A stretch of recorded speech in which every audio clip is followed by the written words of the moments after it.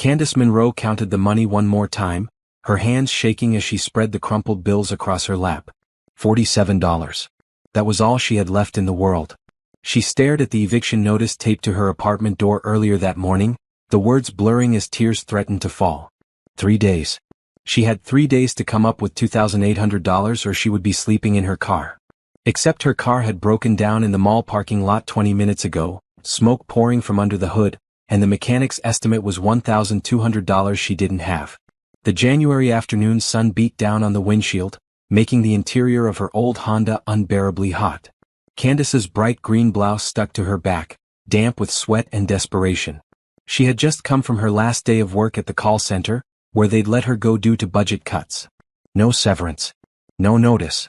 Just a cardboard box with her coffee mug and a cactus plant that was already dying. She looked at herself in the rearview mirror.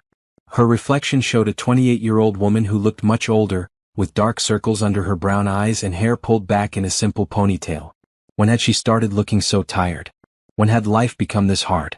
Candace grabbed her purse and the eviction notice, shoving both into her worn tote bag. She couldn't sit in this parking lot forever. The mall security would eventually ask her to move, and she couldn't explain that her car was dead and she had nowhere else to go. She needed to think. She needed a plan. The cool air conditioning of the mall hit her like a blessing as she pushed through the glass doors. People walked past her carrying shopping bags, laughing with friends, sipping expensive coffee drinks. Nobody looked at her twice. She was invisible, just another face in the crowd, except she was drowning while everyone else seemed to be floating just fine. Her stomach growled, reminding her that she'd skipped lunch to save money. The pretzel stand nearby sent warm, salty scents through the air, making her mouth water. But a pretzel cost $6 and she needed every penny. Instead, she headed toward the restrooms, where she could at least wash her face and try to look presentable. The bathroom was empty, thankfully. Candace splashed cold water on her face and stared at herself in the mirror again.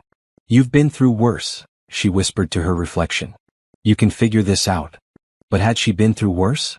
Her parents had died in a car accident when she was 19, leaving her to raise her younger brother, Tyler, who was now 20 and in college across the country. She'd worked 3 jobs to put him through school, sacrificing everything for his future. She'd never asked him for help because she wanted him to focus on his studies, to have the life she'd never gotten. And now here she was, nearly 30, with nothing to show for her sacrifices but an eviction notice and a broken car. Candace dried her face with a paper towel and straightened her shoulders. She wouldn't give up. She would walk through this mall and fill out job applications at every store. Someone had to be hiring. She could start tomorrow if they'd let her. She was a hard worker, reliable, honest. That had to count for something. The mall directory showed 23 stores currently hiring. Candace pulled out a pen and a crumpled receipt, making a list. She would start at the north end and work her way south. Retail, food service, anything. Pride was a luxury she couldn't afford. The first store was a clothing boutique with mannequins in the window wearing dresses that cost more than her rent. The manager took her application with a polite smile that didn't reach her eyes. "We'll call you if something opens up." The second store sold athletic shoes. The teenage employee barely looked at her application before setting it in a pile with dozens of others.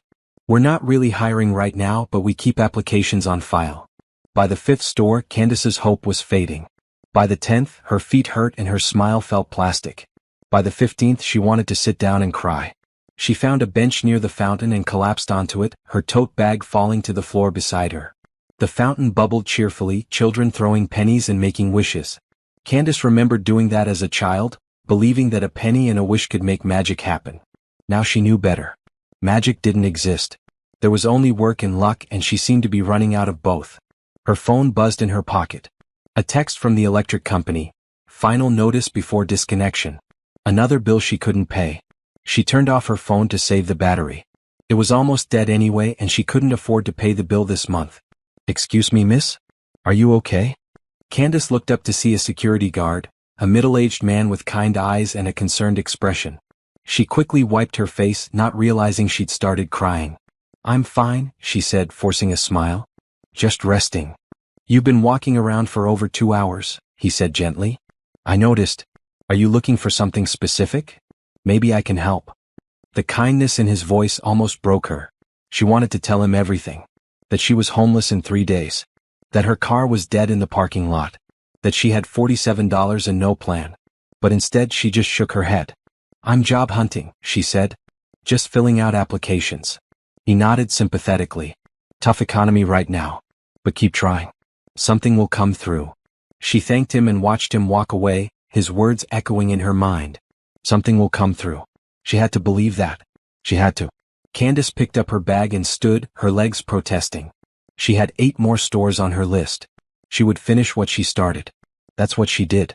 She finished things no matter how hard they got. The bookstore near the south entrance had a help wanted sign in the window. Candace's heart lifted slightly. Books had always been her escape, her comfort. Working in a bookstore wouldn't pay enough to catch up on rent, but it would be something. A start.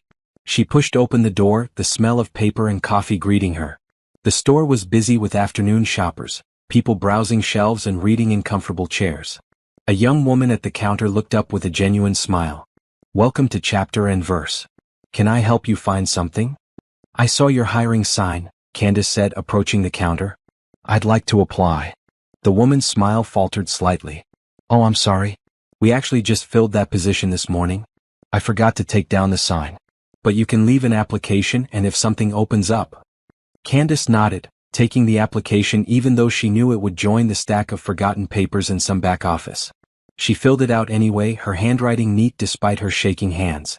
When she handed it back, the young woman looked at her with pity. "Good luck," she said softly. Candace walked out of the bookstore and stood in the wide corridor of the mall, people streaming past her in both directions. She looked at her list. 7 more stores. She could do 7 more. But first she needed to sit down again. Just for a minute. Just to catch her breath and remember why she was doing this. For Tyler. For her future. For the chance that tomorrow might be better than today. She found another bench, this one near the children's play area where toddlers climbed on colorful structures while their parents watched. The sound of children's laughter filled the air, innocent and joyful. Candace closed her eyes and let the sound wash over her, a brief moment of peace in the chaos of her life. When she opened her eyes, she noticed a little girl standing in front of her. The child couldn't have been more than 6 years old, with dark curly hair and bright brown eyes. She wore a beautiful blue dress with white flowers, clearly expensive, and shiny black shoes.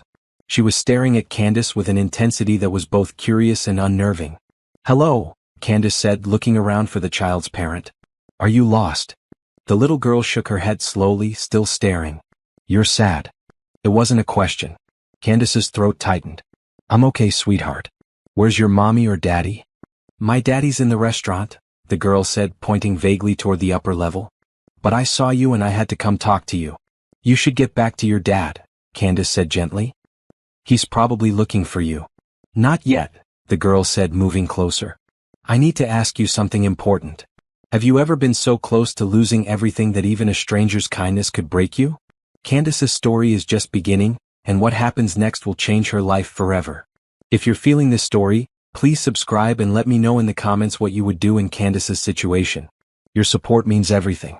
Candace looked at the little girl more carefully now, noticing the expensive quality of her dress, the perfectly styled hair, the confidence in her posture despite her young age. This was a child who was loved and cared for, someone who had never known hunger or fear or the sick feeling of an eviction notice.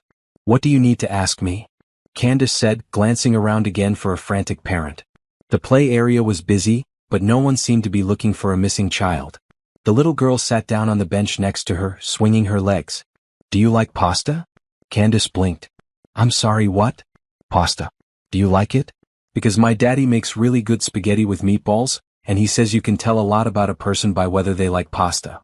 This was the strangest conversation Candace had ever had.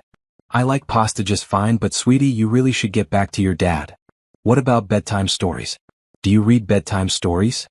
"Sometimes," Candace said, completely confused now. "Why are you asking me this?" The little girl turned to face her fully, her expression serious beyond her years. "Because I think you would be perfect for my daddy." Candace's mouth fell open. She didn't know whether to laugh or be concerned. "I think there's been some confusion, honey. I'm just sitting here resting. I don't know your daddy." "But you could," the girl said brightly. "That's why I came to find you. I've been watching people all day and you're the one." "The one for what?" "To make my daddy happy again." The girl's voice dropped to a whisper. "He's been sad for a really long time. Since my mommy went to heaven. And I think you could make him smile." Candace's heart squeezed painfully. This poor child. Oh, sweetheart, I'm so sorry about your mommy. But I don't think. Can you braid hair? The girl interrupted. My daddy tries, but he's not very good at it. My hair gets all tangled and he says bad words under his breath. Despite everything, Candace smiled. Yes, I can braid hair. And do you like gardens? We have a really big garden with roses and a fountain and sometimes birds. Do you like birds? I do like birds, Candace admitted. Perfect. The girl hopped off the bench and grabbed Candace's hand. You have to come meet him now. Wait, no, Candace said, gently pulling her hand back. I can't just go meet your father. He doesn't know me. He'll think I'm strange. He won't think you're strange. He'll think you're nice. You have a nice face. Candace felt her eyes burning again. When was the last time someone had said something kind to her? That's sweet of you to say, but really I should go. I have things to do. The girl's face fell and for a moment she looked like she might cry. Please? Just come meet him? He's having lunch in the restaurant upstairs and he said I could have ice cream after and you could have ice cream too. Do you like ice cream? Everyone likes ice cream, Candace said softly. But your daddy might not want a stranger joining you. He won't mind. He's always telling me to make new friends. The girl grabbed her hand again, more insistently this time. Please? I promise he's really nice. And he won't be mad. He never gets mad at me. Candace looked into those hopeful brown eyes and felt something crack inside her chest. This child had lost her mother. She was clearly lonely, searching for something she couldn't name. And Candace, who had nothing left to lose, couldn't find it in herself to disappoint a grieving 6-year-old. Okay, she said slowly. I'll come meet your dad. But just for a minute and then I really do have to go. The girl's face lit up like sunshine. Really? You promise? I promise. My name is Bella, the girl said, pulling her toward the escalator. Bella Romano. What's your name? Candace Monroe. That's a pretty name. Miss Candace. I'm going to call you Miss Candace. Is that okay? That's fine, Bella. They rode the escalator to the second floor, Bella chattering the entire time about her school, her teacher, her best friend who moved away, her goldfish named Bubbles. Candace listened, asking questions when appropriate, marveling at the way children could find joy in the smallest things. The restaurant Bella led her to was upscale, with white tablecloths and waiters in black vests. Candace felt immediately out of place in her wrinkled green blouse and old khaki pants. She almost turned around, but Bella had a firm grip on her hand. There he is, Bella said, pointing to a table near the window. Candace's breath caught. The man sitting at the table was younger than she expected, maybe early 30s, with dark hair and strong features. He wore a maroon button-down shirt that probably cost more than her car payment, and he was looking at his phone with a focused expression. Everything about him screamed money and success, from his expensive watch to the leather portfolio on the table. This was a terrible idea. Daddy, Bella called out, dragging Candace toward the table. The man looked up, his expression shifting from concentration to surprise to something close to alarm when he saw Candace being pulled along by his daughter. Bella, what are you doing? I thought you were in the bathroom. I found someone for you, Bella announced proudly, pulling Candace forward. This is Miss Candace and she likes pasta and bedtime stories and she can braid hair and she has a nice face. The man stood up quickly, embarrassment coloring his features. I am so sorry, he said to Candace. My daughter has a very active imagination and she sometimes. He paused, clearly searching for words. Bella, you can't just bring strangers to our table. But Daddy, she's perfect, Bella insisted. I'm really sorry, Candace said quickly, her face burning. She asked me to meet you and I tried to explain that you probably didn't want to be bothered, but she was very persuasive. The man's expression softened slightly. That she is. He looked down at his daughter. Bella, apologize to this nice lady and let her get back to her day. But I want her to have lunch with us, Bella said, her lower lip trembling. Please, Daddy? She looks hungry. Candace wanted to disappear. She wanted the floor to open up and swallow her whole. Because Bella was right. She was hungry. She looked hungry. This successful, put-together man could see exactly what she was. Broke, desperate, and pathetic. I should go, she said, taking a step back. It was nice meeting you both. But as she turned to leave, the man spoke. Wait. Candace stopped, not turning around. When was the last time you ate? The question was gentle, not accusatory, but it still made her want to cry. She slowly turned back to face him. I had breakfast, she lied. He studied her for a moment and she saw something shift in his eyes. Recognition maybe. Or understanding. Please, he said. Join us for lunch. It would make Bella happy and honestly I could use the company. Business lunches are boring. I don't want to impose. You're not imposing if I'm inviting you. He pulled out a chair. Please. Bella was already bouncing with excitement. Say yes, Miss Candace. Please say yes. Candace looked at the chair, at the menu on the table, at this man who was offering her kindness for no reason other than his daughter's request. Every instinct told her to refuse, to walk away, to not accept charity from strangers. But then she remembered the eviction notice. The empty refrigerator at home. The $47 in her purse. Sometimes pride was a luxury she couldn't afford. Okay, she said softly. Thank you. Bella cheered and climbed into the chair next to the one Candace sat in. The man settled back into his own seat and extended his hand across the table. Nicholas Romano, he said. And I apologize again for my daughter's matchmaking attempts. Candace shook his hand, noting the firm but gentle grip. Candace Monroe. And she's very sweet. You're lucky to have her. I know I am. Nicholas's smile was warm and genuine. Bella talks about needing a new friend at least once a week. I just didn't expect her to recruit someone at the mall. I'm very good at finding people, Bella said seriously. Miss Candace has kind eyes. A waiter approached and handed Candace a menu. She opened it and almost gasped at the prices. A simple salad was $18. The pasta dishes were $25 and up.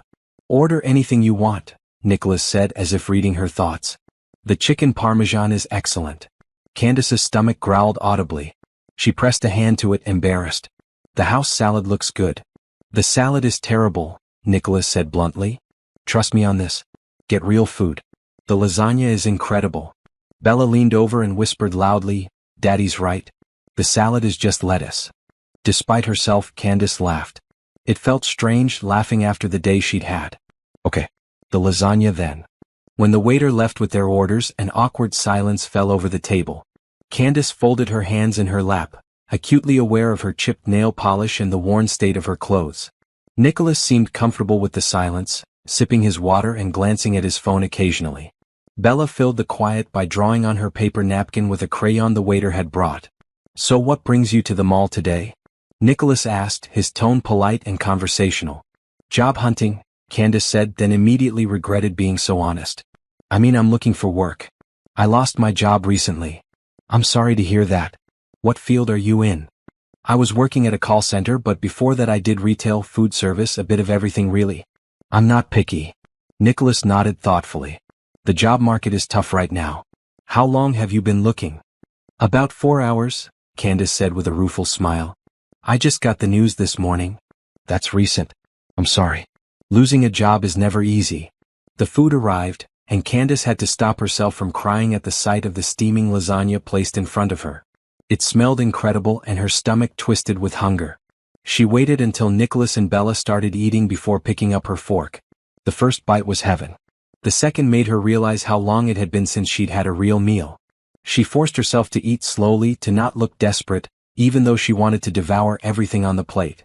Good? Nicholas asked, watching her with an expression she couldn't read. Very good. Thank you for this. My pleasure. Bella chattered between bites of her chicken fingers, telling Candace about her school play and her pet goldfish and how her daddy's house had a pool but it was too cold to swim right now. Nicholas listened patiently, occasionally correcting minor details or asking questions. Candace watched them together and felt a pang of longing. They were clearly close despite the loss they'd experienced. Nicholas was attentive and kind, never dismissing Bella's excited rambling. He genuinely seemed to enjoy his daughter's company. Miss Candace, Bella said suddenly, do you have any kids? Bella, Nicholas said warningly. No, it's okay, Candace said. No, I don't have children. I have a younger brother though. Tyler. He's in college. Do you live with him? Candace's smile faltered. No, he's away at school. So you live alone? Bella, that's enough questions, Nicholas said firmly but gently. But Candace found herself answering anyway. Yes, I live alone. In an apartment. Well, for 3 more days anyway. The words slipped out before she could stop them. Nicholas's head snapped up, his eyes sharp. What happens in 3 days? Candace put down her fork, her appetite suddenly gone despite the half-eaten lasagna in front of her. I got an eviction notice this morning. I'm behind on rent. How far behind? She shouldn't tell him. She didn't know this man. But something about his direct gaze, his genuine concern, made her want to be honest. About 3 months. I've been struggling since my hours got cut, and then today I lost my job entirely, so... She shrugged, trying to appear casual even though her hands were shaking. I'll figure something out. I always do. Nicholas was quiet for a moment, and Candace wanted to take back everything she'd said. This was supposed to be a simple lunch, not a therapy session with a stranger. I'm sorry, she said quickly. I shouldn't have dumped all that on you. You were just being nice and I... How much do you owe? Candace blinked. What? For the back rent. How much? I can't tell you that. I mean, it's not your problem. I'll work it out. Nicholas leaned back in his chair, studying her with those intense dark eyes. Humor me. How much? $2,800, she whispered. Bella gasped. That's a lot of money. It is, Nicholas agreed, still looking at Candace. And your car? Bella mentioned you looked tired from walking. Did you walk here? My car broke down in the parking lot. But I'll get it towed somewhere eventually. How much to fix it? Candace's throat tightened. I don't know. Maybe $1,200. But honestly, it might not be worth fixing. It's old. Nicholas nodded slowly, and Candace braced herself for the pity she'd see in his eyes. Instead, she saw calculation. He pulled out his phone and typed something quickly, then set it aside. Finish your lunch, he said. Then I want to talk to you about something. Candace forced herself to take another bite of lasagna, even though her stomach was now tied in knots. What did Nicholas Romano want to talk to her about? Was he going to offer her money? That would be humiliating. Or maybe he was going to suggest a shelter or a charity. That would be worse. Bella seemed oblivious to the tension, happily eating her chicken fingers and talking about a boy in her class who ate glue. Nicholas listened to his daughter, but his attention kept drifting back to Candace, his expression thoughtful. When they'd all finished eating, Nicholas ordered coffee for himself and hot chocolate for Bella. He offered Candace something, but she declined, her nerves too frayed for caffeine. Bella, Nicholas said gently, I need to talk to Miss Candace about grown-up things for a few minutes. Can you go look at the bookstore across the hall? Stay where I can see you through the window. Bella's eyes widened. Are you going to ask her to marry you? Bella. Because you should. She's perfect. Go to the bookstore. Now please. Bella sighed dramatically but slid off her chair. Okay, but don't let her leave. She's the one, Daddy. I know it. Once Bella was safely in the bookstore, visible through the restaurant's windows, Nicholas turned his full attention to Candace. She shifted uncomfortably in her seat. I want to make you an offer, he said directly. And I need you to hear me out completely before you say no. Mr. Romano. Nicholas, please. Nicholas, I appreciate the lunch, but if you're going to offer me money, I can't accept. I'm not a charity case. I'm not offering charity, he said calmly. I'm offering you a job. Candace frowned. A job? Doing what? Taking care of Bella? She blinked, certain she'd misheard. I'm sorry, what? Nicholas leaned forward, his hands clasped on the table. My daughter lost her mother 2 years ago. Cancer. It was sudden and it was brutal, and Bella has struggled ever since. I've hired 3 nannies in the past year, and none of them lasted more than a few months. Bella didn't connect with any of them. But she connected with you in 15 minutes. She's a sweet girl, Candace said carefully. But I'm not qualified to be a nanny. I don't have training or references or... You have something better. You have kindness. Bella sees that. And honestly, so do I. He paused, choosing his words carefully. I can tell you're going through a hard time. I can also tell you're proud and you don't want handouts. So this isn't a handout. This is a business arrangement. You need a job and a place to stay. I need someone who can take care of my daughter and make her happy. It's mutually beneficial. Candace's heart was racing. What exactly would this job entail? You'd live in the guest house on my property. It's a small cottage, 2 bedrooms, fully furnished. You'd be responsible for Bella when I'm working, which is most weekdays and some evenings. You'd take her to school, pick her up, help with homework, make sure she eats, all the normal things. I have a housekeeper who handles the main house and cooking most meals, so you wouldn't be responsible for that. And the salary? $5,000 a month to start, plus room and board, health insurance, and 2 weeks paid vacation. Candace's mouth went dry.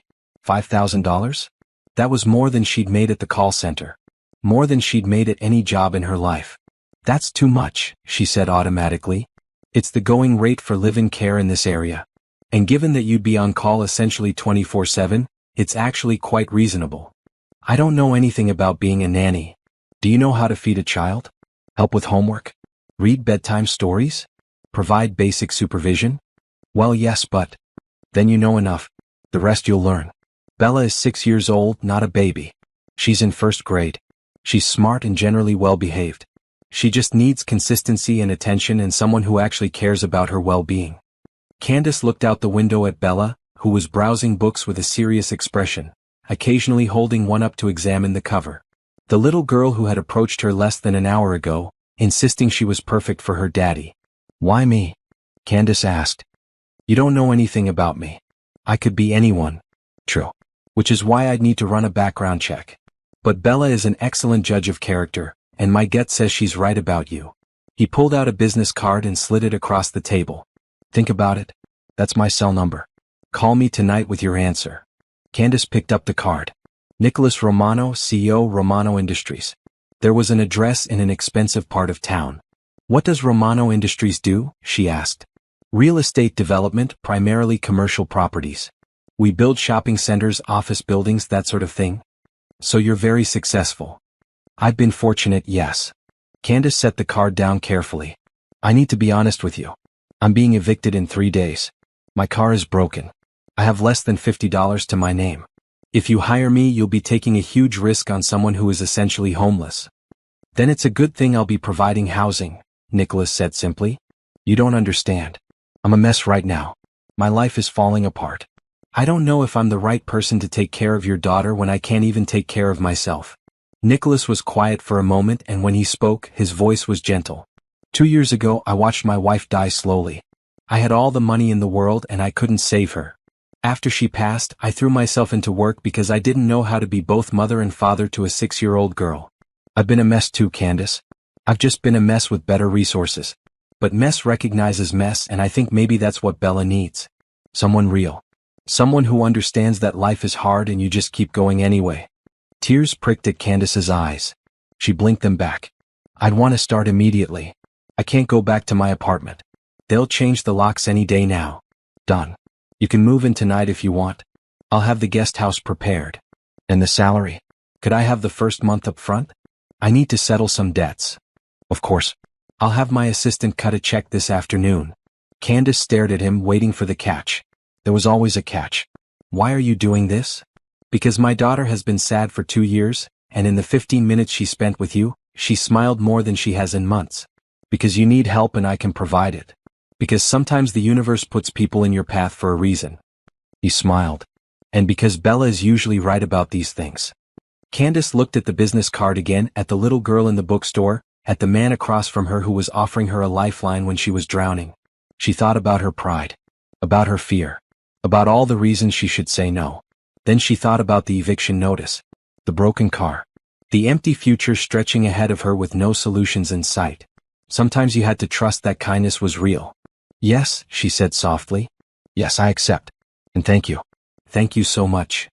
Nicholas's smile widened. Excellent. Let's go tell Bella the good news. She's going to be thrilled. They walked across to the bookstore where Bella was sitting on the floor reading a picture book. When she saw them approaching, she looked up hopefully. Miss Candace is going to be your new nanny, Nicholas announced.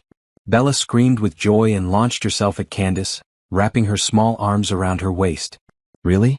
Really and truly? Really and truly, Candace said, hugging her back. I knew it, Bella said, her voice muffled against Candace's shirt. I knew you were the one. I told Daddy, didn't I? You did, baby, Nicholas said, ruffling his daughter's hair. You were absolutely right. Bella pulled back and looked up at Candace with those big brown eyes. Are you happy? Candace felt tears sliding down her cheeks, but for the first time all day they were happy tears. Yes, sweetheart. I'm very happy. Good. Because I'm going to make you happy every day. I promise. And somehow, standing in that bookstore with a little girl hugging her and a billionaire watching with gentle eyes, Candace believed it. Nicholas made a phone call while Bella showed Candace all the books she liked. His voice was low and professional, giving instructions to someone on the other end. When he finished, he slipped the phone back into his pocket and gestured toward the exit. My assistant is preparing the guest house and getting the paperwork ready. We can head over now if you're ready. Bella, did you want that book? Bella was holding a picture book about a brave little mouse. She nodded eagerly. Can I, Daddy? Of course. Miss Candace, is there anything you need to pick up from your apartment? Candace thought about her small apartment, the few belongings she had. Most of it was second-hand furniture that came with the place. Her personal items could fit in 2 suitcases. I have some clothes and personal things. Not much. We'll arrange to have everything moved tomorrow. For tonight, I'll have my housekeeper, Mrs. Chen, set you up with toiletries and anything else you need. Mrs. Chen. Candace filed away the name, trying to remember all the details Nicholas was throwing at her. They walked through the mall together, Bella holding both Candace's and Nicholas's hands, swinging between them and chattering about all the things she wanted to show Candace at home. People glanced at them as they passed, probably seeing what looked like a happy family. The thought made Candace's chest tight. In the parking lot, Nicholas led them to a sleek black SUV. He opened the back door for Bella, then paused. Where's your car? 3 rows over, Candace said, pointing to her old Honda with the smoke-stained hood. Nicholas studied it for a moment. I'll have it towed to my mechanic. He'll assess if it's worth fixing or if you need a replacement. I can't ask you to. You're not asking. I'm offering. As your employer, I need you to have reliable transportation for taking Bella to school and activities. Consider it part of the job. Candace wanted to argue, but Bella was calling for her to sit in the back seat, and Nicholas was already holding the door open. She slid in next to Bella, the leather seats incredibly comfortable. The drive took about 20 minutes, taking them out of the commercial district and into an area of sprawling estates and tree-lined streets. Candace's eyes widened as they turned through iron gates and up a long driveway. The Romano estate was massive. The main house was a modern Mediterranean-style villa, all white stone and large windows, with perfectly manicured lawns and gardens stretching in every direction. Candace could see a pool in the back, covered for winter, and what looked like a tennis court beyond that. That's our house, Bella said proudly. And that's the guest house where you'll live. She pointed to a charming cottage set back among some trees, connected to the main house by a stone pathway. It looked like something from a fairy tale, with a red door and window boxes that probably held flowers in spring. Nicholas parked in the circular driveway and helped Bella out. Candace followed, feeling like she'd stepped into someone else's life. This couldn't be real. Any moment she'd wake up on that bench in the mall. Let me show you around, Nicholas said, leading her toward the guest house. Inside, the cottage was perfect. The living area had comfortable furniture in soft blues and creams, large windows letting in natural light. A small kitchen occupied one corner, updated with modern appliances. Nicholas showed her the 2 bedrooms, one with a queen bed already made up with fresh linens, the other set up as an office with a desk and bookshelves. The Wi-Fi password is on the refrigerator, he said. You have your own washer and dryer in that closet. If you need anything, just call up to the main house or text me. It's beautiful, Candace said, running her hand along the smooth countertop. I can't believe this is where I'll be living. I want you to be comfortable. This is your home now. Bella tugged on Candace's hand. Come see my room in the big house. Please? Nicholas smiled. Let's give Miss Candace a few minutes to settle in, Bella. She's had a long day. But I want to show her everything. Tomorrow, he promised. Right now, I need to take care of some paperwork with Miss Candace, and then we'll let her rest. They walked back to the main house, entering through a side door that led into a spacious office. Nicholas's desk was large and organized, with 2 monitors and a leather chair. He gestured for Candace to sit in one of the armchairs across from the desk while he pulled up some documents on his computer. I'm going to need some basic information from you, he said. Social security number, previous addresses, references if you have them. Standard employment paperwork. Candace provided the information, watching as he typed efficiently. When he finished, he printed several documents and slid them across the desk with a pen. Employment contract, he explained. Take your time reading it. It outlines your duties, salary, benefits, vacation time, and termination clauses. If you have any questions, ask. Candace read through the contract carefully. Everything he'd promised at lunch was there, spelled out in clear language. The salary was even slightly higher than he'd mentioned, $5,200 per month. She initialed each page and signed at the bottom. Nicholas countersigned and handed her a copy. Then he pulled out his checkbook and wrote out a check, sliding it across to her. Candace looked at the amount and gasped. This is for $5,200. Your first month's salary. You mentioned needing to settle debts. But I haven't even started working yet. Consider it a signing bonus. You'll start officially tomorrow morning, but I imagine you'll want to take care of your rent situation and any other pressing matters tonight or tomorrow. Candace stared at the check, her hands shaking. This small piece of paper represented salvation, food, safety, the future. I don't know what to say, she whispered. Say you'll take good care of my daughter, Nicholas said softly. That's all I need. I will. I promise. He stood and extended his hand. Welcome to the family, Candace. She shook his hand, then surprised herself by saying, Thank you for taking a chance on me. You won't regret it. I know I won't. Bella appeared in the doorway, bouncing on her toes. Are you done with the boring stuff? Can Miss Candace have dinner with us? Nicholas looked at Candace with a questioning expression. You're welcome to join us, but I understand if you'd prefer to have some time to yourself. I'd love to have dinner with you both, Candace said and meant it. Dinner was served in a beautiful dining room with a long wooden table. The housekeeper, Mrs. Chin, turned out to be a kind-faced woman in her 50s who welcomed Candace warmly and served a delicious meal of roasted chicken, vegetables, and fresh bread. Bella talked non-stop throughout dinner, telling Candace about school, her friends, her favorite TV shows. Nicholas listened patiently, occasionally asking questions or correcting Bella when she got too animated.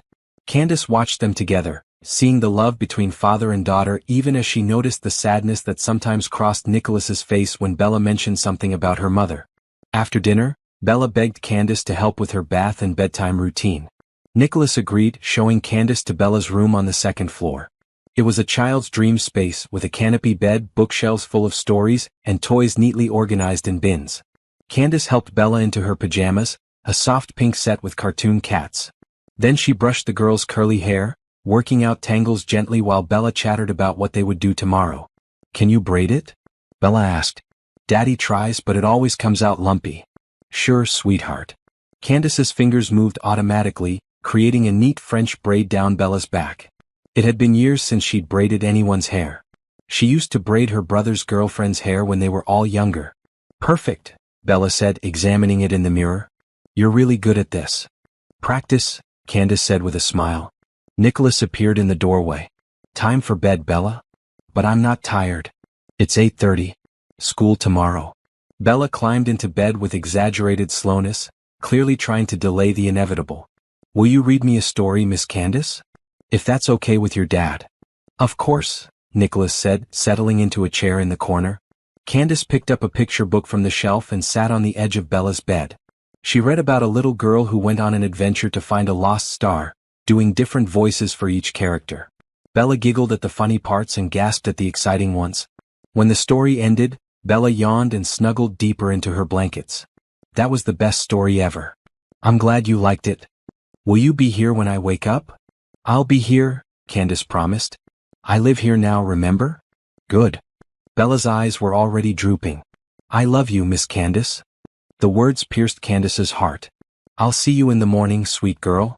Nicholas kissed his daughter's forehead and turned off the main light, leaving only the night light glowing. He and Candace stepped out into the hallway, closing the door quietly behind them. Thank you, he said. She hasn't fallen asleep that easily in months. She's wonderful. You've done a great job with her. I've tried. It hasn't always been enough. He walked her downstairs and toward the side door. Get some rest. Tomorrow will be a busy day getting you settled. Nicholas. Candace stopped him before he could leave. Why did you really hire me? And please be honest. He was quiet for a moment, considering his answer.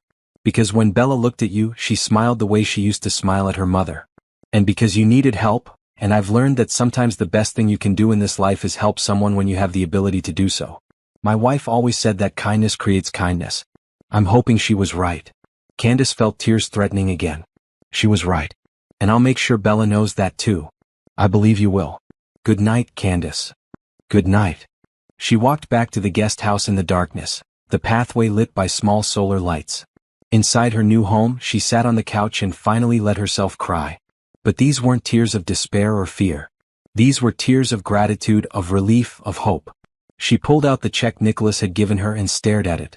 Tomorrow she would deposit it and pay her back rent. She would retrieve her belongings from the apartment she was losing. She would start her new life. But tonight, she would just sit in this beautiful space and let herself believe that maybe, just maybe, things were going to be okay. Candace woke to sunlight streaming through unfamiliar windows. For a moment, she panicked, not recognizing where she was. Then memory flooded back. The mall, Bella, Nicholas, the job offer. She sat up in the comfortable bed and looked around the cottage that was now her home. It was 7 in the morning.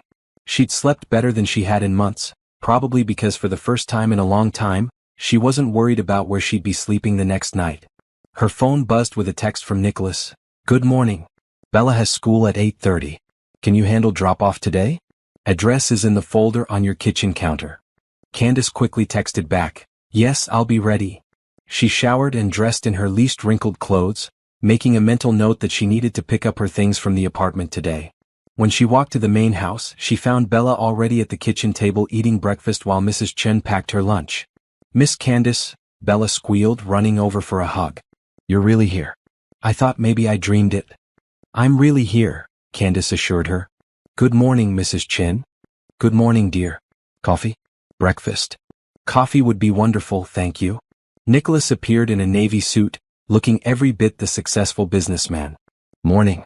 Bella's school is about 15 minutes from here. I've arranged for you to use the second car. He held up a set of keys. It's the silver sedan in the garage. You have a car I can use? It was my wife's. It's just been sitting there. You might as well put it to use. Candace took the keys, noting the Mercedes emblem. Are you sure? Positive. There's a GPS built in, but the school address is already programmed. Just follow the directions. Bella finished her breakfast and grabbed her backpack, a bright red one covered in cartoon characters. Ready, Miss Candace?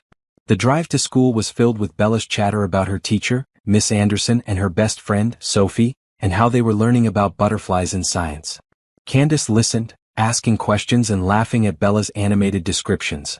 The school was a beautiful building with colorful murals on the walls. Candace walked Bella to her classroom, where other parents were dropping off their children. Miss Candace, Bella whispered, can you pick me up after school too? Of course. What time? 3 o'clock. Right here. I'll be here.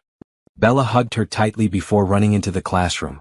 Candace watched through the doorway as Bella joined a group of girls at a table, already chattering about something excitedly. On the drive back, Candace called her old landlord and arranged to drop off a check for the back rent. The man sounded surprised but pleased. She also called the utility company and paid her outstanding balance over the phone using Nicholas's check, which she'd deposited through her bank's mobile app early that morning. Back at the estate, Nicholas was still home, working in his office. He called her in when he saw her pass by. How did drop-off go? Perfectly. She's a great kid. She is. He glanced at his computer screen. I'm going to be at meetings most of the day. Mrs. Chen will be here if you need anything. Feel free to explore the property, use the gym in the basement, whatever you'd like. Actually, I was hoping to pick up my things from my apartment today. Would that be okay? Of course. Take the car. Do you need help moving? I don't have much. I can manage. Are you sure? I can have my assistant send someone. Candace shook her head. I'd rather do it myself if that's okay. Nicholas studied her for a moment. You're very independent. I've had to be. I respect that. But remember, you're part of a team now. It's okay to ask for help. I'll remember that. Thank you. At the apartment, Candace found the eviction notice still taped to the door. She pulled it down and crumpled it, feeling a sense of satisfaction. Inside, the space looked even smaller and shabbier than she remembered. Had she really lived here for 2 years? She packed her clothes, books, photos of her parents and brother, and a few other personal items. Everything fit in 3 suitcases and 2 boxes. The furniture stayed as it had come with the apartment. Her landlord met her as she was loading the last box into the car. He was a heavy-set man with a permanent scowl, but today he looked almost friendly. Got a new job, I hear? He said. Yes, sir. I'm very fortunate. Good for you. And thanks for settling up. Not many folks do the right thing when they're in a tight spot. Candace drove back to the estate feeling lighter. She unpacked methodically, hanging her modest wardrobe in the spacious closet, arranging her books on the shelves, placing her family photos on the dresser. The cottage began to feel like hers. That afternoon she picked up Bella from school. The little girl's face lit up when she saw Candace waiting by the classroom door. You came, Bella said, as if there had been any doubt. I said I would. On the drive home, Bella talked about her day. She'd gotten a star on her spelling test and learned about monarch butterflies. She and Sophie had played on the swings at recess. Can we go to the park? Bella asked. There's one near our house with really good swings. If your dad says it's okay. They stopped at the main house to ask Nicholas, who was back from his meetings and changing out of his suit into more casual clothes. The park is fine, he said. I'll join you. The three of them walked to a nearby park, Bella running ahead and then circling back to grab both their hands. At the park, Nicholas pushed Bella on the swings while Candace sat on a bench nearby, watching them laugh together. A woman on the next bench leaned over. Your family is beautiful. Candace opened her mouth to correct her, but the woman had already turned back to watching her own children. She let the assumption stand, surprised by how much she liked the sound of it. Later, after Bella's homework was done and she was bathed and in her pajamas, Candace read her another story. This time it was about a brave princess who saved herself instead of waiting for a prince. I like that she was brave, Bella said sleepily. Are you brave, Miss Candace? Sometimes. When I have to be. I think you're always brave. You were brave today. How was I brave today? You smiled even though you were sad. Candace's breath caught. What makes you think I was sad? Your eyes. They get a little bit sad sometimes. Like Daddy's eyes. But then you smile anyway, and that's brave. Out of the mouths of children. Candace smoothed Bella's hair back from her forehead. You're a very smart girl, you know that? I know. Daddy tells me all the time. After Bella fell asleep, Candace found Nicholas in the living room, reading reports on his tablet. He looked up when she entered. She go down okay? Out like a light. She's exhausted. She had a big day. They're doing a field trip to the aquarium next week. She's very excited. She told me. She wants to see the jellyfish. Nicholas smiled. She's been talking about nothing else. He set down his tablet. How are you settling in? Is the cottage comfortable? It's perfect. More than I expected. Good. And your apartment situation? All settled. I paid the back rent and picked up my things. It feels good to have that behind me. I'm glad. He hesitated, then added, I know this is all happening very fast. If you need time to adjust or if you have concerns, please tell me. Actually, I wanted to thank you again. You've been incredibly generous and I promise I'll work hard to deserve it. You already do. Bella's happier than she's been in a long time. That's worth everything to me. They sat in comfortable silence for a moment.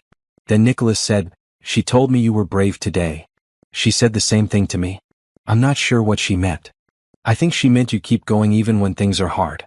That's the definition of brave, isn't it? Candace thought about that. Maybe. I never really thought about it that way. Well, I agree with my daughter. You're brave. And I'm grateful you're here. That night, lying in her comfortable bed in the cottage, Candace thought about how much her life had changed in just 24 hours. Yesterday she'd been desperate and alone, counting her last $47. Today she had a home, a job, and people who seemed to genuinely care about her well-being. She thought about what Bella had said. That she smiled even when she was sad. That she was brave. Maybe she was. Maybe surviving was its own form of bravery. She fell asleep thinking about butterflies and brave princesses and little girls with wise eyes who saw more than adults realized. The next 3 weeks passed in a comfortable rhythm. Candace woke each morning, had coffee with Mrs. Chen while Bella ate breakfast, then drove Bella to school. She used the mornings to run errands, work out in the gym, or simply read in the cottage. At 3 o'clock she picked up Bella, helped with homework, and supervised playtime. Nicholas often joined them for dinner, and Candace found herself looking forward to those evenings. He was easy to talk to, intelligent and funny, with a dry sense of humor that surprised her. He asked about her day, genuinely interested in her answers, and shared stories about his own work that made the world of real estate development sound fascinating. How did you get into this business? Candace asked one evening while Bella played with blocks on the living room floor. My father was a contractor. I grew up on construction sites learning the trade. When I went to college, I studied business and architecture. After graduation, I started small, renovating old buildings. One project led to another, and eventually I was developing new properties instead of just fixing old ones. He smiled. It's rewarding work, creating spaces where people live and work and build their lives. Do you still go to construction sites? Not as much as I'd like. These days I'm mostly in meetings and reviewing plans. But occasionally I'll visit a project, put on a hard hat, and remember why I love this work. Bella looked up from her blocks. Daddy took me to see a building once. It was so tall I couldn't see the top. That was the Morrison Tower, Nicholas explained. 35 floors. One of my favorite projects. Can you take Miss Candace to see it? Bella asked. Nicholas glanced at Candace. Would you like that?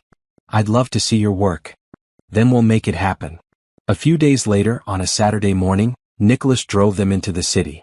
The Morrison Tower was impressive, a sleek glass structure that reflected the sky. Nicholas gave them a tour, showing Candace the lobby with its marble floors and modern art installations, then taking them up to the observation deck on the top floor. "The city looks so small from up here," Candace said, gazing out at the sprawl below. "That's why I love this view. It puts things in perspective. Whatever problems you're dealing with seems smaller when you're looking at the whole picture." Bella pressed her nose against the glass. "I can see our house. Well, kind of. It's over there somewhere." They spent the afternoon exploring the city, stopping for lunch at a cafe Bella loved, then visiting a museum with a special exhibit on dinosaurs. Candace watched Nicholas with his daughter, seeing how patient he was with her endless questions, how he got down on her level to explain things, how he never seemed annoyed by her enthusiasm. "You're a good father," she told him while Bella was examining a T-Rex skeleton. "I try. Some days are harder than others." "She adores you. The feeling is mutual." He was quiet for a moment. Her mother was the truly gifted parent. She knew instinctively what Bella needed, how to comfort her, how to challenge her. "I'm still figuring it out. I think you're doing better than you realize." "Maybe. But I know I'm doing better since you arrived." Bella's more settled, happier. "That's because of you." Candace felt her cheeks warm. "I care about her. She's easy to love." "Yes, she is." The following week, Nicholas had to fly to another city for a business meeting. He'd be gone for 2 nights. Candace assured him she could handle everything, and she did, maintaining Bella's routine without any problems. But she was surprised by how much she missed having Nicholas around, missed their dinner conversations and the way he'd check in on how her day went. When he returned, he brought presents: a stuffed dolphin for Bella and a beautiful scarf for Candace. "You didn't have to get me anything," Candace said, running her fingers over the soft fabric. It was a gorgeous blue-green color that reminded her of the ocean. "I wanted to. I saw it and thought of you." "Thank you. It's beautiful." That night, after Bella was asleep, Nicholas asked if Candace wanted to have a glass of wine with him on the back patio.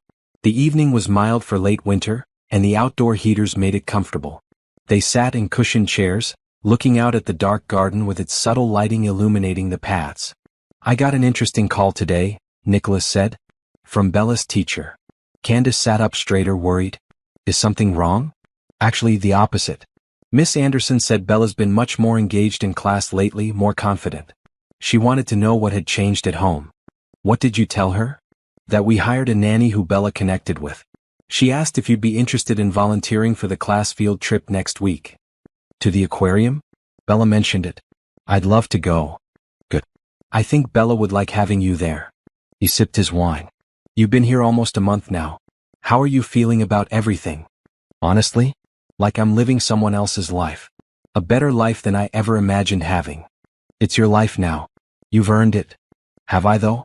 I take care of one wonderful child, live in a beautiful cottage and get paid more than I've ever made. Sometimes I feel like I'm waiting for the other shoe to drop." "There is no other shoe," Nicholas said firmly. "You're good at your job, Bella loves you, and you've become part of this household. That's not going to change." Candace wanted to believe him. "Thank you for saying that. I mean it. And I hope you know that I see how hard you work, how dedicated you are. It doesn't go unnoticed." They sat in comfortable silence, the night air cool but not cold, the wine warming her from the inside. Candace thought about how natural this felt, sitting with Nicholas talking about their days. She'd never had this with anyone before, this easy companionship. "Can I ask you something personal?" she said. "Of course. Do you ever think about dating again? I mean, I know you lost your wife and that's terrible, but you're young and successful and, well, Bella mentioned once that her grandmother keeps trying to set you up." Nicholas laughed. "My mother is relentless. She's convinced I need to remarry, for Bella's sake if not my own. She sends me profiles of daughters of her friends, arranges accidental meetings at family gatherings." "Has anything come of it?" "No. I've gone on a few dates over the past year, mostly to appease my mother, but nothing clicked. I don't know if I'm ready or if I'm just too busy or if I'm still." He trailed off. "Still grieving? Maybe. Or maybe I just haven't met the right person." He looked at her with an expression she couldn't quite read. "What about you? Anyone special in your life?" Candace shook her head. "I haven't had time for dating. Between taking care of my brother and working multiple jobs, relationships weren't really an option. And honestly, I've never been good at it. I tend to choose the wrong people." "How so?" "Men who need fixing, who have big dreams but no follow-through. I always think I can help them, save them somehow. It never works out. Sounds exhausting. It was. That's why I stopped trying. Well, maybe now that your life is more stable, you'll have time to meet someone worth your time. The thought made Candace unexpectedly sad. She wasn't sure why. Maybe, she said non-committally. They finished their wine and said goodnight. As Candace walked back to the cottage, she realized she didn't want to meet anyone. She was happy here with this life, with Bella and Nicholas and even Mrs. Chen. She didn't need anything else. Or so she told herself. The aquarium field trip was a success. Candace rode the bus with Bella's class, helping to keep 20 excited 6-year-olds organized and safe. Bella held her hand the entire time, proudly introducing her to Sophie and the other children as, "My Miss Candace." They watched the jellyfish float through the water, their translucent bodies glowing under the special lights. Bella was mesmerized, pressing her face against the glass. "They're so beautiful," she whispered. "How do they glow like that?" Candace read the information placard. "It says some jellyfish have special proteins that make light. It's called bioluminescence." Bioluminescence, Bella repeated carefully. "I'm going to tell Daddy that word." Later they watched the dolphin show, and Bella cheered so loudly that other parents smiled. On the bus ride back, Bella fell asleep with her head on Candace's shoulder, exhausted but happy. That evening, Nicholas came home early from work, a rare occurrence. He found Candace and Bella in the kitchen making cookies, flour dusting their clothes and laughter filling the air. "Something smells good," he said, loosening his tie. "Chocolate chip cookies," Bella announced. "Miss Candace is teaching me how to bake." "Is she now?" "She's a very good student," Candace said, smiling. "We're on our 3rd batch." Nicholas grabbed a warm cookie from the cooling rack. "These are delicious. You'll have to teach me too." "Really?" Bella's eyes widened. "You want to bake with us?" "Why not? I think I can handle mixing cookie dough." So Nicholas changed into jeans and a casual red shirt and joined them in the kitchen. He was terrible at measuring ingredients, adding too much flour and then too much butter to compensate. Candace laughed as she tried to salvage the dough while Bella giggled at her father's mistakes. "I'm better with blueprints than recipes," Nicholas admitted. "Clearly," Candace teased. "Here, let me show you."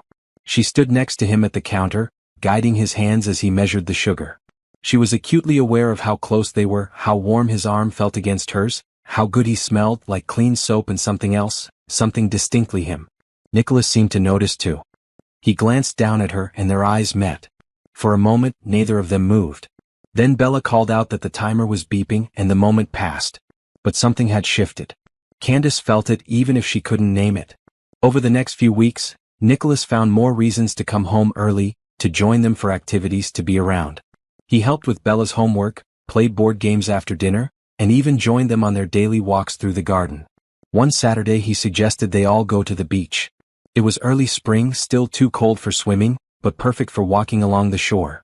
They drove to a quiet stretch of coastline, the ocean stretching endlessly before them. Bella ran ahead, collecting shells and squealing when the waves came close to her feet. Candace and Nicholas walked behind her, keeping her in sight but giving her space to explore. "She's going to sleep well tonight," Nicholas said, watching his daughter's energetic antics.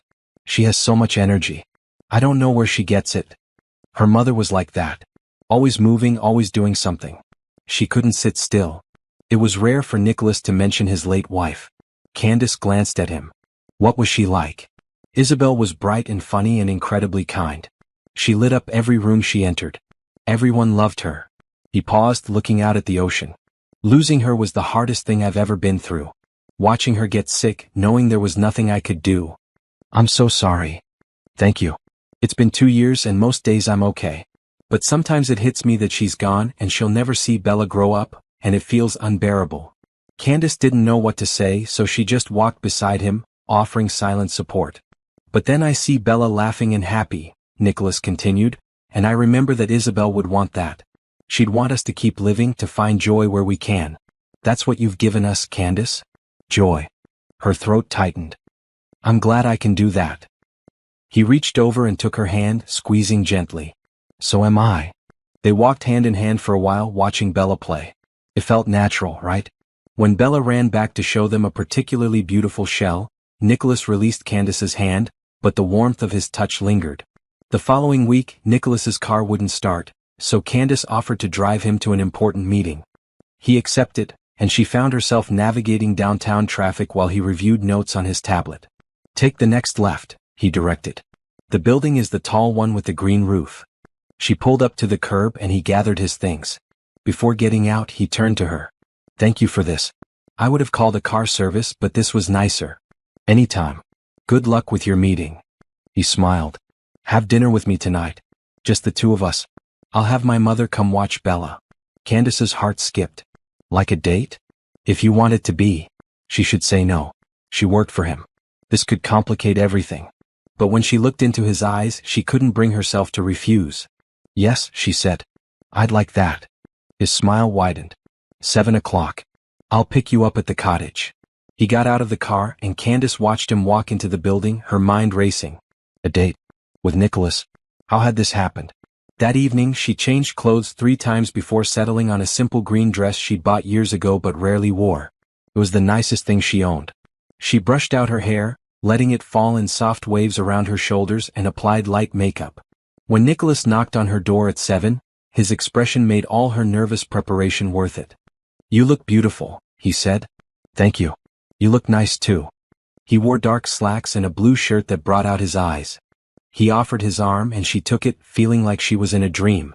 They drove to a restaurant overlooking the harbor, a quiet place with candlelit tables and soft music. Nicholas had reserved a table by the window, with a view of boats bobbing in the water. This is lovely, Candace said. I hoped you'd like it. It's one of my favorite places. They ordered wine and appetizers and the conversation flowed easily.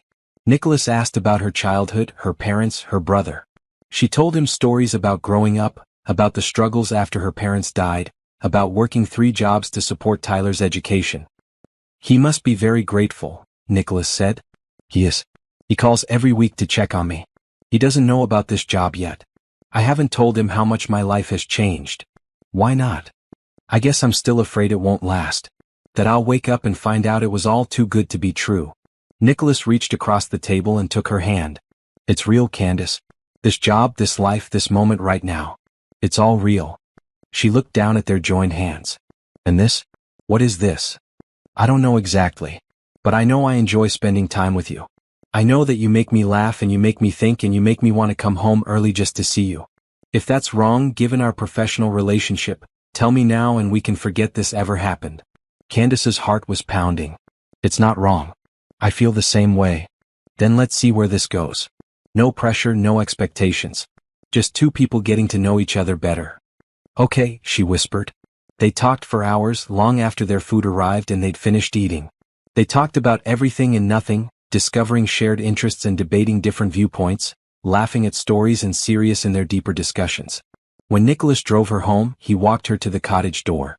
The night air was cool, but Candace felt warm, energized by the evening. Thank you for tonight, she said. I had a wonderful time. So did I. Can we do this again? I'd like that. He leaned in slowly, giving her time to pull away if she wanted. She didn't.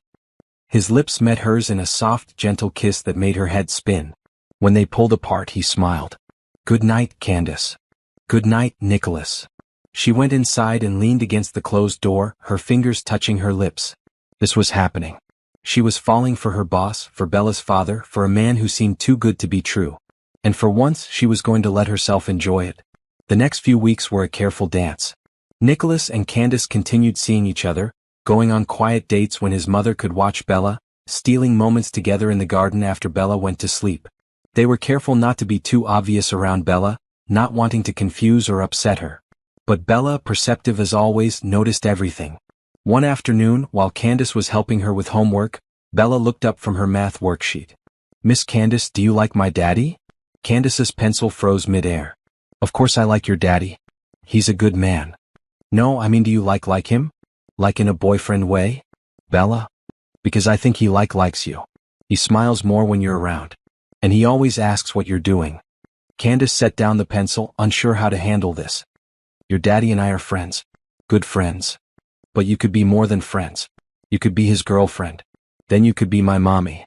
The hope in Bella's voice broke Candace's heart. Sweetheart, it's not that simple. Why not? You live here. You take care of me. You make daddy happy. That's what mommies do, right? Bella, your daddy loved your mother very much. No one can replace her. I'm not trying to replace her, Bella said seriously. I still love my mommy. But she's in heaven and you're here and I love you too. Can't I love both? Tears pricked Candace's eyes. Yes, you absolutely can love both. And I love you too so much. Then what's the problem? There's no problem, baby. Your daddy and I just need to take things slowly. We need to make sure we're doing what's right for everyone, especially you. Bella seemed to accept this, but Candace could see the wheels turning in her mind. She had the distinct feeling Bella was planning something. She was right. The following Saturday, Bella asked if they could play hide and seek in the garden. It was a beautiful spring day, perfect for being outside. Nicholas was working in his office but agreed to take a break and join them. I'll count first, Bella announced. Close your eyes and count to 50. Candace and Nicholas dutifully closed their eyes while Bella counted loudly. When she reached 50, they scattered to find hiding spots. Candace found a spot behind a large hedge near the garden shed. She crouched down, trying to stay quiet, listening for Bella's footsteps. Found you, Daddy, she heard Bella call out from somewhere near the pool. Then nothing. Minutes passed. Candace started to wonder if Bella had forgotten about her. Bella, she called out. Did you find me? No answer. She stood up and walked around the hedge, looking for the little girl. That's when she heard Nicholas calling Bella's name too. Did she find you? Candace asked when she met up with Nicholas near the fountain. Yeah, a few minutes ago. She told me to wait for her by the shed. But she never came back. They walked to the shed together, both starting to worry. Bella, Nicholas called. Game's over, honey. Come out. I'm in here, came Bella's voice from inside the shed. Nicholas tried the door. It was locked. Bella, why is the door locked? It locked by accident. I can't get out. Stand back. I'll open it. Nicholas pulled on the door, but it wouldn't budge. He examined the lock. This is locked from the outside. Bella, did you lock us out? Maybe, came the small voice. Bella Romano, open this door right now. I can't. The key is in the house. Nicholas and Candace looked at each other. Understanding dawned on both their faces. You locked us in on purpose, Candace said. Maybe, Bella repeated. You need to talk. I'm helping. Nicholas ran a hand through his hair. Bella, this is not okay. We're not playing anymore. Go get the key. Not until you talk to Miss Candace about being boyfriend and girlfriend. Candace covered her mouth to hide her smile. Nicholas looked equal parts frustrated and amused. How long have you been planning this? He asked. A week. Sophie helped me. She said her mom locked her dad in the garage once when they were fighting, and they came out all happy again. I figured it would work for making you happy too. We're already happy, baby, Nicholas said. But you'd be happier if you stopped pretending you're just friends. Nicholas looked at Candace. She's not wrong. No, she's not. They were standing close together in front of the shed door, close enough that Candace could feel the warmth radiating from him. The garden was beautiful around them, flowers beginning to bloom, the afternoon sun making everything glow. We've been careful, Nicholas said quietly. Not wanting to rush things, not wanting to complicate the situation with work. I know. But I think we're past that point, don't you? Candace's heart raced. What are you saying? I'm saying that I have feelings for you. Real feelings. And I'm tired of pretending I don't. I have feelings for you too, she admitted. I tried to keep things professional, but you can't help who you fall for. No, she whispered. You can't. He cupped her face in his hands, his thumbs brushing her cheeks. Then let's stop fighting it. Let's see where this goes. What about Bella? What about your work and my job and all the complicated things? We'll figure it out. Together. He kissed her then, slow and sweet, and Candace felt something inside her shift and settle into place. This was right. This was where she was supposed to be. When they pulled apart, they heard clapping from inside the shed. Finally, Bella called out. Now can you kiss again? Sophie says that's what boyfriends and girlfriends do. Nicholas laughed. How about instead you go get that key? Okay. But you have to promise to be girlfriend and boyfriend for real. We promise, Candace said, unable to keep the smile off her face. They heard Bella's footsteps running toward the house. Nicholas pulled Candace close, wrapping his arms around her. Our daughter is quite the matchmaker, he said. Your daughter, Candace corrected gently. Our daughter, Nicholas repeated firmly. If you'll have us, both of us. Candace rested her head against his chest, listening to his heartbeat. I already have you. Both of you. They stood there in the garden, holding each other until Bella returned with the key and let them out. She immediately hugged both of them, squealing with delight. I knew it, she said. I knew you were perfect for each other. I'm the best matchmaker ever. Yes, you are, Nicholas agreed, ruffling her hair. But no more locking people in sheds, understood? Understood. But it worked, didn't it? Candace laughed. Yes, it worked. That night, after Bella was asleep, Nicholas and Candace sat on the patio again, this time holding hands openly. I want you to know, Nicholas said, that I'm serious about this. About you. It's not just about convenience or gratitude or any of the practical reasons people might think. I know. I feel the same way. And I know we're doing this backwards, that we probably should have dated before you moved in and started taking care of my daughter, but life doesn't always happen in the right order, Candace finished. And maybe this was the right order for us. Maybe it was. He kissed her hand. I'm falling in love with you, Candace Monroe. Her breath caught. I'm falling in love with you too, Nicholas Romano. They sat under the stars, planning their future, talking about what this meant for them, for Bella, for their unconventional little family. And for the first time in years, Candace felt completely at peace. Spring turned to summer, and with it, Candace's relationship with Nicholas deepened. They were careful to maintain appropriate boundaries around Bella, but the little girl had already decided Candace was going to be her new mother, and nothing they said could convince her otherwise. Nicholas's mother, Elena Romano, came for Sunday dinner one evening. Candace was nervous about meeting her, but Elena was warm and welcoming, if a bit direct. So you're the woman who's made my son smile again, Elena said, looking Candace over with sharp but kind eyes. I hope so, Candace replied. And my granddaughter adores you. The feeling is mutual. Good. That's what matters. Elena patted Candace's hand. I don't care about your background or where you came from. I care that you're good to my family. Are you good to my family? I try to be. Then we'll get along just fine. Dinner was pleasant, filled with laughter and stories. Elena regaled them with tales of Nicholas as a child, much to his embarrassment and Bella's delight. After Elena left, Nicholas found Candace in the cottage. I'm sorry if my mother was intense. She wasn't. She was protective. I respect that. She liked you. I could tell. How could you tell? She didn't suggest I date anyone else. That's her highest compliment. Candace laughed. I'll take it. Nicholas pulled her into his arms. Come to the charity gala with me next month. As my date officially. That's very public. I know. But I'm tired of hiding how I feel about you. I want people to know you're important to me. What about Bella? Will she be okay with us being so open? She'll probably throw a party. You know how she feels about this. Candace did know. Bella had been asking when Candace was going to officially be her mommy, and it was getting harder to explain why things took time. The gala was 3 weeks away. Candace had nothing appropriate to wear, so Nicholas insisted on taking her shopping. He brought Bella along, making it a family outing. At the boutique, Bella helped Candace pick out dresses to try on, offering opinions on each one. Too boring, she said to a black dress. Too sparkly, to a silver one. Perfect, to a deep blue gown that hugged Candace's curves and flowed like water when she walked. Nicholas agreed. When Candace stepped out of the dressing room, his expression made her feel beautiful. That's the one, he said quietly. The night of the gala, Candace felt like she was in a dream. The event was held at a historic hotel, with a grand ballroom and hundreds of guests in formal wear.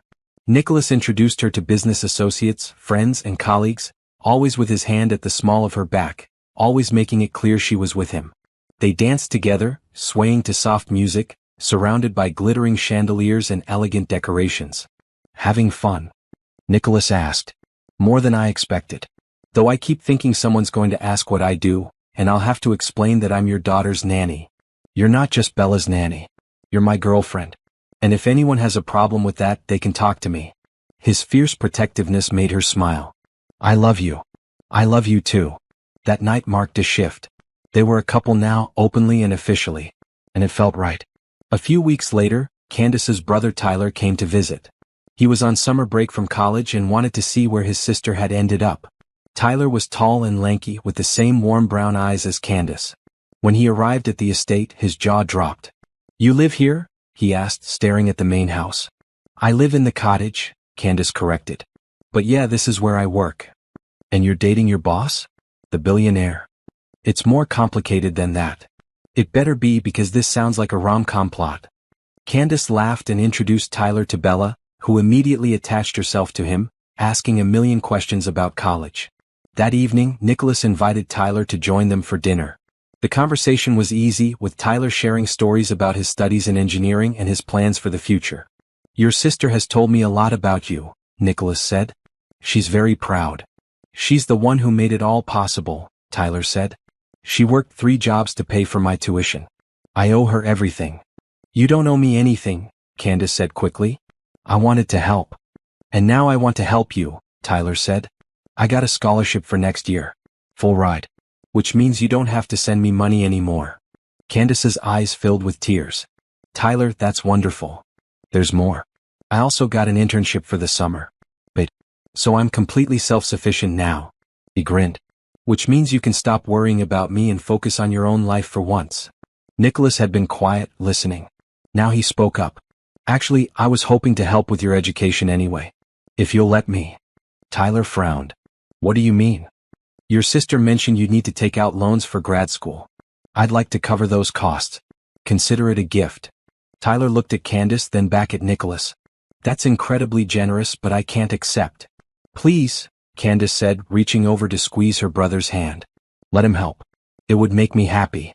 "It would make us both happy," Nicholas added. "Your sister has given Bella and me so much. This is a small way to give back." Tyler was quiet for a long moment. Then he nodded. "Okay. But only if I can pay you back someday." "No need. Just do something good with your education. That's payment enough." After dinner, Tyler pulled Candace aside. "He really loves you, doesn't he?" "I think so. I know so. I can see it in the way he looks at you. And Bella clearly thinks you hung the moon." He hugged his sister tightly. "You deserve this, Candace.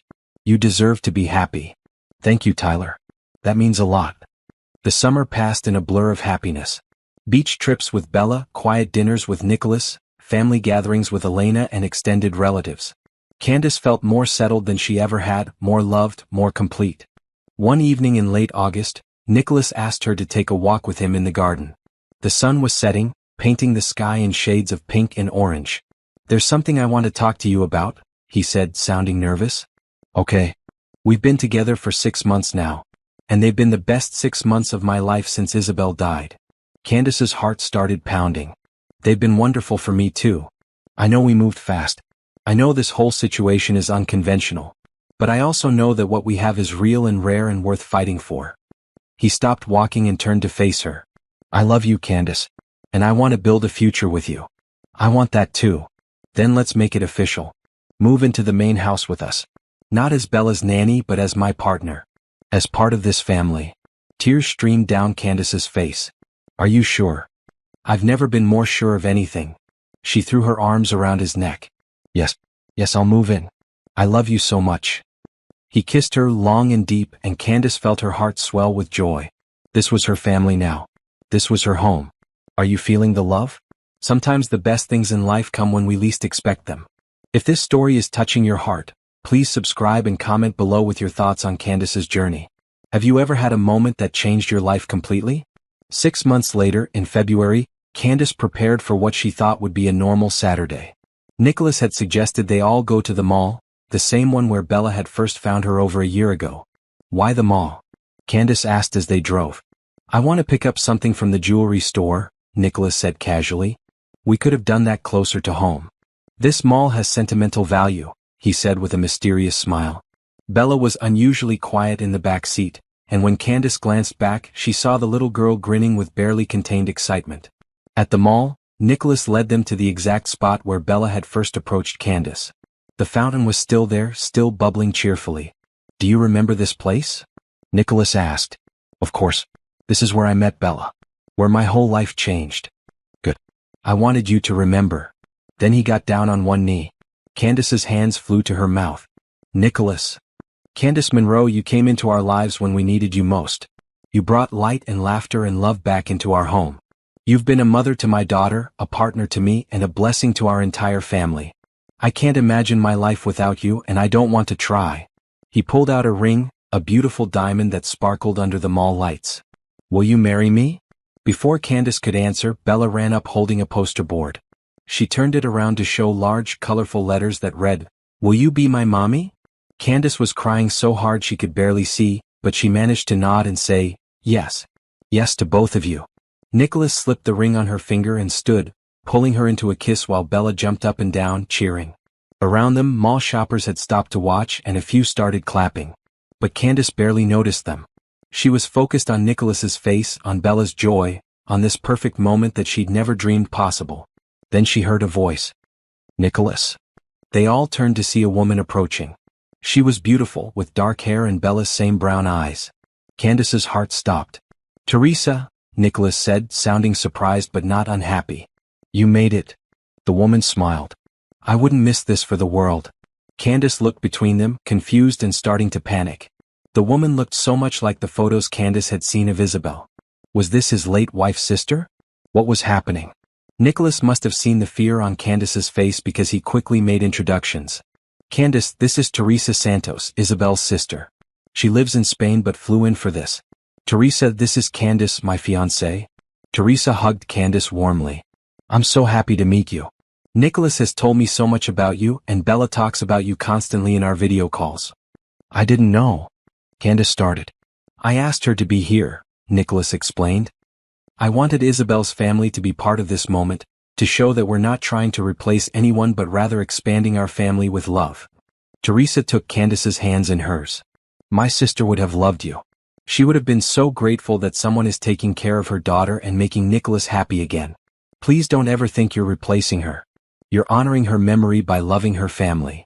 Candace couldn't stop crying. Thank you. That means everything. More family members appeared. Elena with Nicholas's father and siblings, Tyler who'd flown in from college, and several of Nicholas's close friends. They'd all been waiting nearby, ready to celebrate once Candace said yes. There were hugs and congratulations, champagne toasts in the mall food court, and laughter echoing through the corridors. Bella held Candace's hand the entire time, beaming with pride. I told you she was the one, Bella said to anyone who would listen. I knew it from the very first moment. That evening, back at the estate, after all the guests had left and Bella was finally asleep, Candace and Nicholas sat in the garden under the stars. Today was perfect, Candace said, looking at her ring. Though you really scared me when Teresa showed up. I'm sorry about that. I wanted it to be a surprise, but I should have warned you. It's okay. It ended up being exactly right. She leaned against him. I can't believe this is my life. A year ago I was desperate and alone. Now I have everything I could ever want. We have everything we could ever want, Nicholas corrected. You, me, Bella. This is our family. Our family, Candace repeated, loving the sound of it. 3 months later they were married in the garden at sunset. Candace wore a simple white dress, elegant and understated. Bella was her flower girl, wearing a beautiful maroon dress and carrying a basket of rose petals. Tyler walked Candace down the aisle, whispering, Mom and Dad would be so proud of you. The ceremony was small and intimate, just close family and friends. Teresa gave a reading about love and new beginnings. Elena cried happy tears. And when Nicholas and Candace exchanged vows, promising to love and cherish each other, there wasn't a dry eye in the garden. Bella had insisted on adding her own vows. When it was her turn, she stood between them and said solemnly, I promise to be the best daughter ever. And I promise to remember my first mommy while loving my new mommy with my whole heart. And I promise to always tell the truth, except when planning surprise parties. Everyone laughed and Candace pulled Bella into a hug, unable to speak through her tears. The reception was joyful, with dancing and toasts and a cake that Bella helped decorate, which explained the abundance of rainbow sprinkles. As the evening wound down and guests began to leave, Candace found a quiet moment alone with Nicholas. Thank you, she said. For what? For seeing me that day in the mall. For taking a chance on me. For loving me. I should be thanking you. You saved us, Candace. Both of us. We saved each other, she said softly. They danced together under the fairy lights strung through the garden, swaying to soft music, surrounded by the people they loved.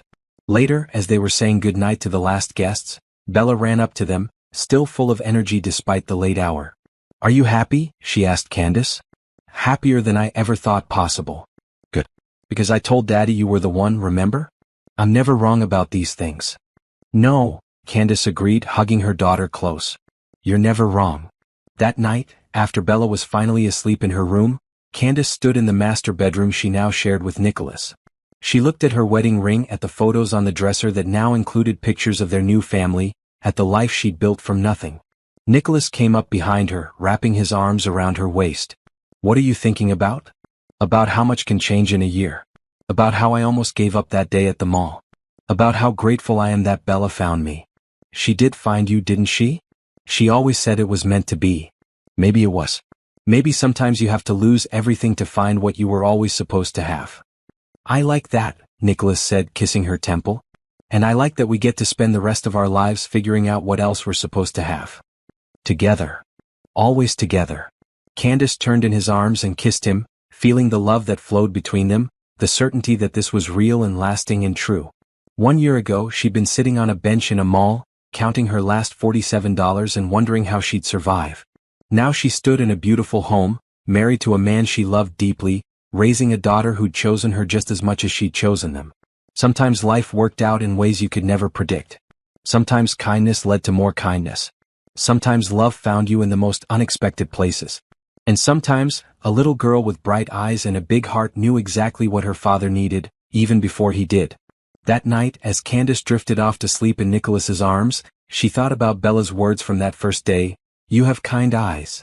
She'd been broken and desperate and barely holding on. But Bella had seen past all of that to the person underneath. The person who could love and be loved. The person who deserved a second chance. And what a glorious second chance it had turned out to be.